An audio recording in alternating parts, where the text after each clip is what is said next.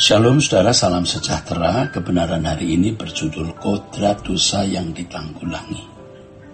Sangat penting untuk ditegaskan mengenai keberadaan dosa dalam kehidupan manusia dilihat dari dua perspektif atau dua dimensi. Pertama, dosa dalam bentuk perbuatan, perilaku atau ekspresi dari perilakunya yang kelihatan. Dalam hal ini dosa sudah menjadi buah atau menjadi perbuatan. Kedua, dosa dalam bentuk atau berupa kodrat atau potensi, yaitu penggerak seseorang melakukan suatu perbuatan dosa. Ini adalah dosa dalam arti sifat yang melekat di dalam diri seseorang. Inilah yang disebut sebagai kodrat dosa atau hukum dosa dalam diri semua manusia yang telah kehilangan kemuliaan Allah. Nah saudara, banyak orang yang menyelesaikan masalah dosa hanya pada perbuatan yang sudah dilakukan.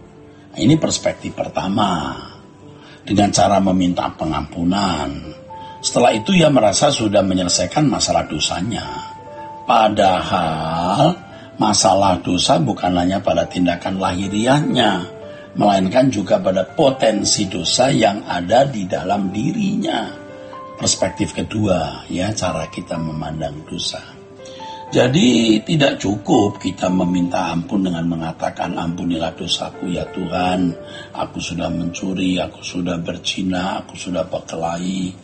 Tetapi juga harus melihat kodrat dosa di dalam dirinya yang harus diselesaikan. Kalau kita meminta pengampunan atas perbuatan dosa kita juga harus melihat dan mengakui betapa buruk keadaan yang ada di dalam diri kita, yaitu dosa dalam bentuk atau berupa kodrat atau potensi, yaitu penggerak kita dalam melakukan suatu perbuatan.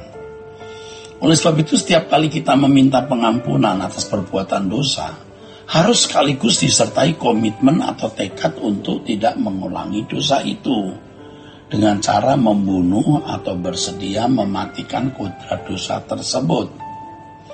Komitmen untuk menanggulangi kodrat dosa di dalam diri kita harus ditunjukkan melalui langkah-langkah konkret di dalam kehidupan. Dibutuhkan waktu yang panjang untuk menyelesaikan masalah kodrat dosa ini, saudara.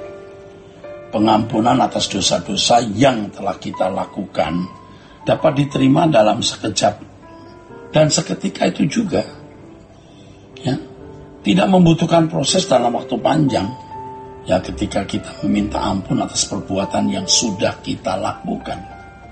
Tetapi kalau kita menyelesaikan masalah kodrat dosa yang ada di dalam diri kita, itu membutuhkan waktu yang panjang dan perjuangan yang berat, yang melibatkan seluruh kehidupan kita ini tanpa batas.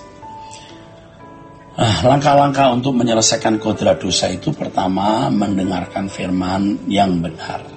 Sebab firman itu menguduskan, saudaraku, ya. Yohanes 17 ayat 17, firman itu menguduskan. Firman bukan menguduskan perbuatan dosa yang sudah kita lakukan, tetapi firman menguduskan potensi dosa di dalam diri kita. Adapun perbuatan dosa kita yang dilakukan dapat diselesaikan dengan darah Yesus.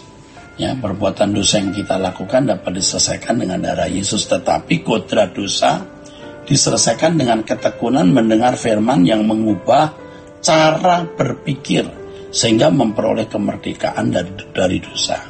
Itulah sebabnya firman Tuhan mengatakan bahwa Injil itu kuasa Allah yang menyelamatkan. Nah, di sini maksudnya adalah pengajaran yang disampaikan oleh Tuhan Yesus. Itulah kebenaran yang memerdekakan. Dalam hal ini setiap orang percaya membutuhkan Roh Kudus yang menyingkapkan kebenaran Injil yang memerdekakan. Ya. Roh Kudus adalah sarana untuk mengalami kemerdekaan rohani, saudara. Itulah sebabnya langkah kedua setelah firman yang bisa menyelesaikan masalah kodrat dosa kita, langkah kedua adalah pimpinan Roh Kudus. Roh Kudus menuntun orang percaya kepada seluruh kebenaran. Nah, itulah sebabnya saudara, berdoa itu sebenarnya bukan sesuatu yang mudah dilakukan. Dalam kenyataannya banyak orang Kristen yang tidak sanggup menyediakan waktu secara teratur menjumpai Allah. Mereka tidak sanggup duduk diam di kaki Tuhan lebih dari 15 menit. Nah, ironisnya lagi, para teolog yang bisa berjam-jam di ruang perpustakaan, 10 menit pun tidak bisa diam di kaki Tuhan guna mengadakan perjumpaan dengan Allah. Sehingga mereka memiliki pengetahuan Alkitab tanpa spirit atau roh yang bisa mengubah jemaat. Dalam perjumpaan dengan Allah banyak hal yang terjadi di luar pengertian kita.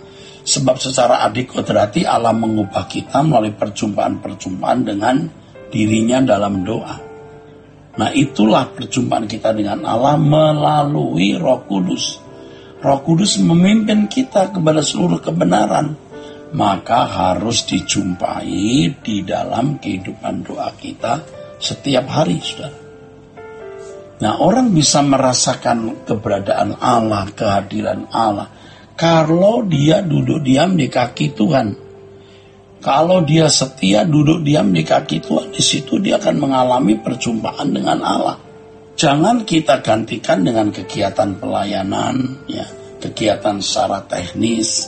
Jangan digantikan pula dengan berteologi, belajar ilmu teologi, tetapi tidak mengalami perjumpaan dengan Allah. Oleh sebab itu jangan kecewa kalau melihat pendeta yang cakap berbicara tapi tidak cakap mengelola kehidupannya untuk menjadi serupa dengan Yesus, ya, sempurna seperti Bapa, saudaraku. Jadi penting sekali loh, saudara, duduk diam di kaki Tuhan untuk mengalami perjumpaan dengan Allah di dalam dan melalui Roh Kudus itu. Akhirnya untuk mengalami kemerdekaan dari kodrat dosa, seseorang harus melalui proses pengalaman hidup, ya. Pengalaman hidup. Dalam setiap peristiwa hidup yang dialami atau dijalani, seseorang dibentuk Tuhan, diproses untuk dimerdekakan dari kodrat dosa. Jadi semua kejadian yang diizinkan Allah terjadi dalam hidup orang percaya yang mengasihi Dia.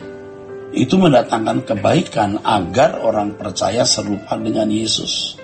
Pengalaman-pengalaman hidup, kejadian-kejadian yang Tuhan izinkan kita alami itu sebenarnya merupakan cara Allah untuk mengubah kita agar kita menanggalkan kodrat dosa. Kodrat dosa dalam diri kita, lalu bisa mengenakan kodrat ilahi. Percayalah, saudara, yakinlah, segala kejadian yang orang percaya alami bisa memuat berkat kekal kalau orang percaya tersebut benar-benar, saudaraku sekalian, ya, mengalami prosesnya. Jadi semua kejadian yang Allah izinkan terjadi itu, wah, memiliki berkat kekal. Ada berkat kekal.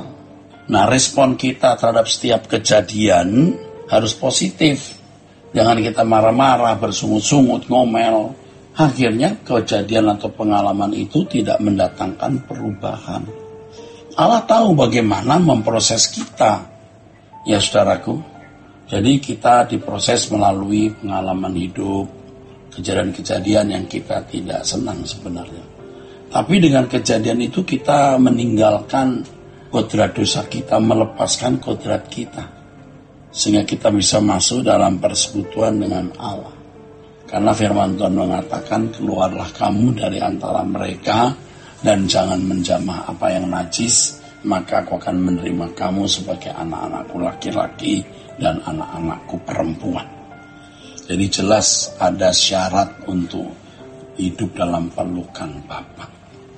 Dengan demikian sangat jelas, ya, bahwa kemerdekaan seseorang dari kodrat dosa membutuhkan perjuangan dalam proses yang membutuhkan waktu panjang. Tapi kalau korban Yesus di kayu salib untuk mengampun dosa kita, membenarkan kita, ya sekejap kita bisa terima kalau kita percaya. Sola Gracia.